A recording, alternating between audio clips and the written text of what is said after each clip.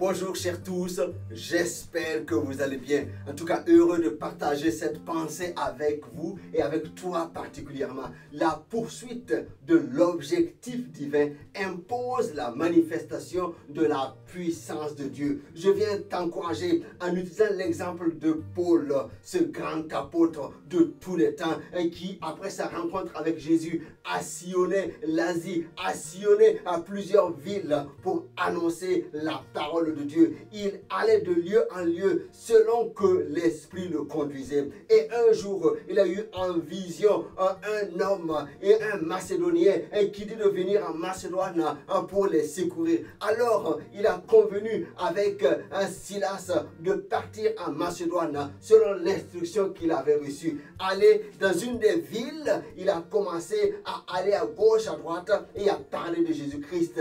Il a libéré par l'autorité de Jésus-Christ une femme qui était possédée d'un esprit de python et qui faisait de la divination. Mais le peuple de cette ville s'est empressé de les mettre en prison après les avoir roués de coups. Ils les ont mis au fond de la prison, enchaînés, parce qu'ils étaient là pour troubler les gens de la ville selon leur dire.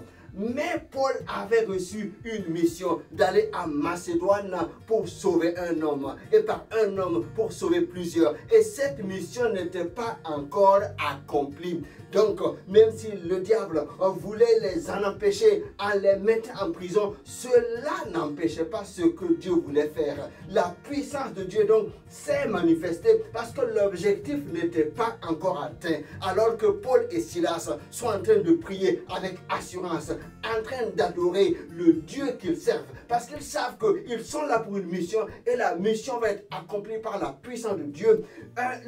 Il y a quelque chose de miraculeux qui s'est passé. Parce qu'un tremblement de terre, un mouvement sismique localisé à la prison a ébranlé les fondements de la prison. Les portes se sont ouvertes, les liens des prisonniers se sont déliés et tous étaient libres par la puissance extraordinaire de Dieu. Ce qui est encore plus grand, celui qui assurait la sécurité, le chef qui gérait cette prison, qui devait garder que personne ne se sauve, lui il a été émerveillé par le grand miracle qui s'est produit et il court devant Paul et Silas et pose cette question: comment je dois faire pour être sauvé? Lui et sa famille ont été sauvés. Donc la bonne nouvelle a été annoncée.